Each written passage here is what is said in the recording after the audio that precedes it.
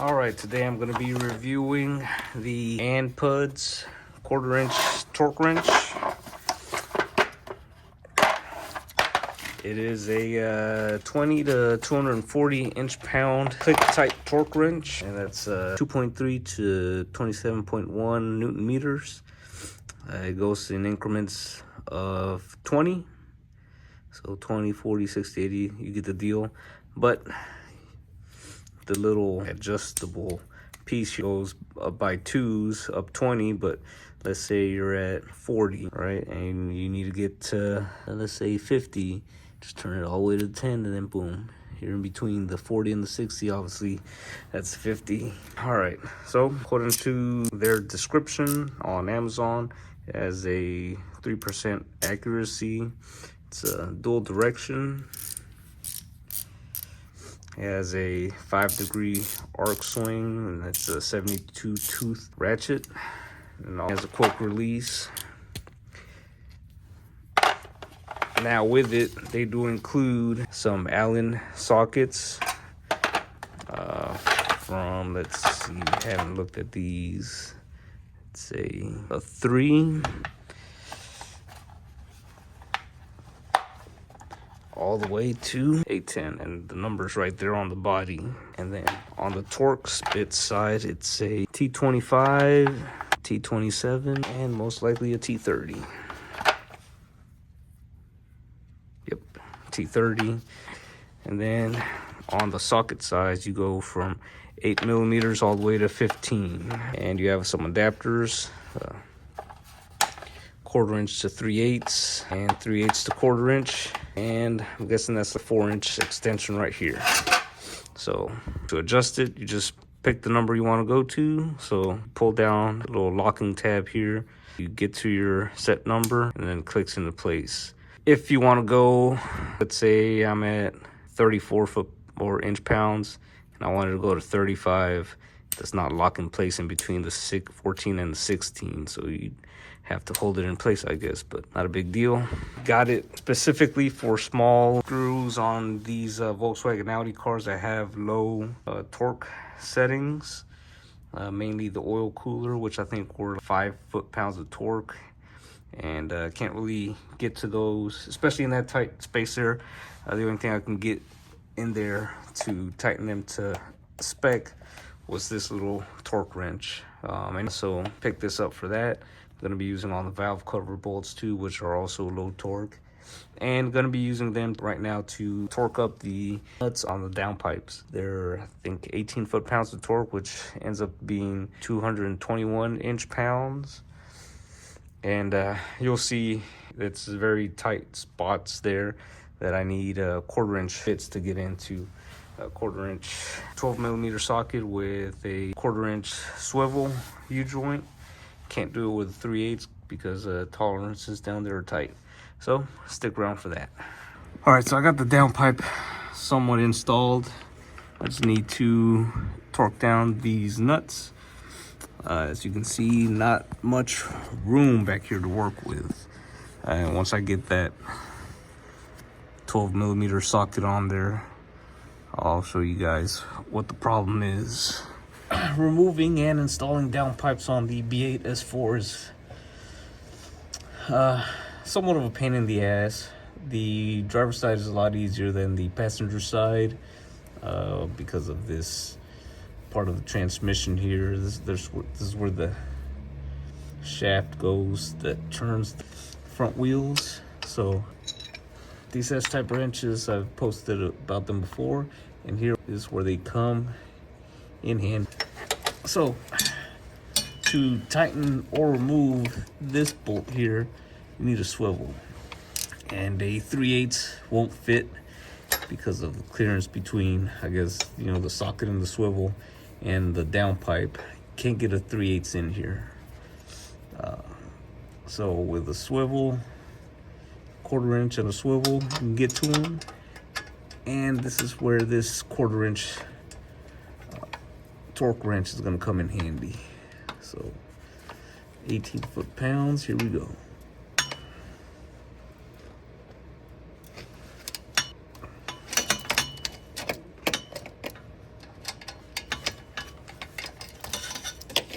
And I put tape, electrical tape, around that U-joint to help it not move around too much.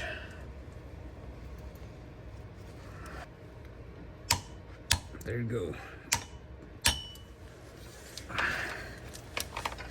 Now that one's done, and these other ones will be easy to get to.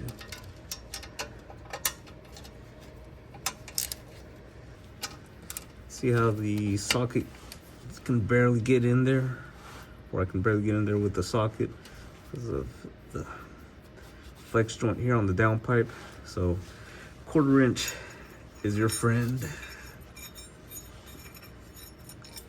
And that's basically it. You know, I just have to do this side here, this bolt here, and then the driver's side. But all right, I wasn't gonna record this, but might as well. And you can see more of the fucking downpipe here than you can on the passenger side. So yeah, so this is what I was talking about. There's more room over here, and the driver's side's a lot easier. And so I ended up getting stainless steel hardware because the bolts that ECS supplied already, after a few months of being on the car, were already rusting. Alright. Now when I was doing the downpipes on this car, it was a pain in the ass because all the nuts and bolts had basically rusted. So as soon as I fucking went to take the nuts off, the fucking shits would break off, and it was no fun. On the passenger side, one of them, I forgot how it broke off, but the only way for me to get that downpipe off, the stock downpipe, was to put a pry bar in there and just snap the fuck out of it. You know, snap the bolt off that was holding the downpipe. Big pain in the ass. Problem that I've encountered with larger torque wrenches trying to get, you know, small torque specs out of them is that there's no audible click, right? So if it's like 5 foot-pounds of torque, and even if that torque wrench is rated for 5 foot-pounds of torque, they hardly ever actually click, so you don't know if you're getting that proper torque on them. But with this guy here, I was doing, for those little oil cooler bolts, I think it was like 20 something or 40 something inch-pounds of torque to get them tight. And this little torque wrench was making all kinds of audible clicks.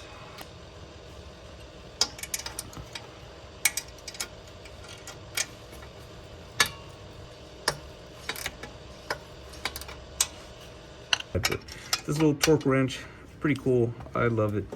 I like how it looks. I like that I don't have to worry about over tightening certain little bolts or screws for like oil coolers or valve cover gaskets that need like 7 foot-pounds of torque that you can't really get a good reading, or at least I've never had any good readings with 3/8 drive torque wrenches. So pick one of these up if you want to be accurate with these little low torque fasteners. Here it is again, the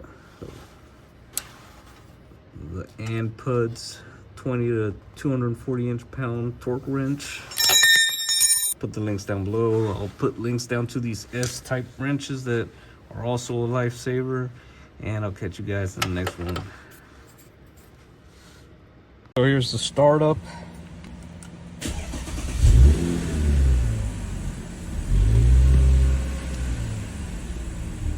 The one thing that I am not hearing is clutch chatter.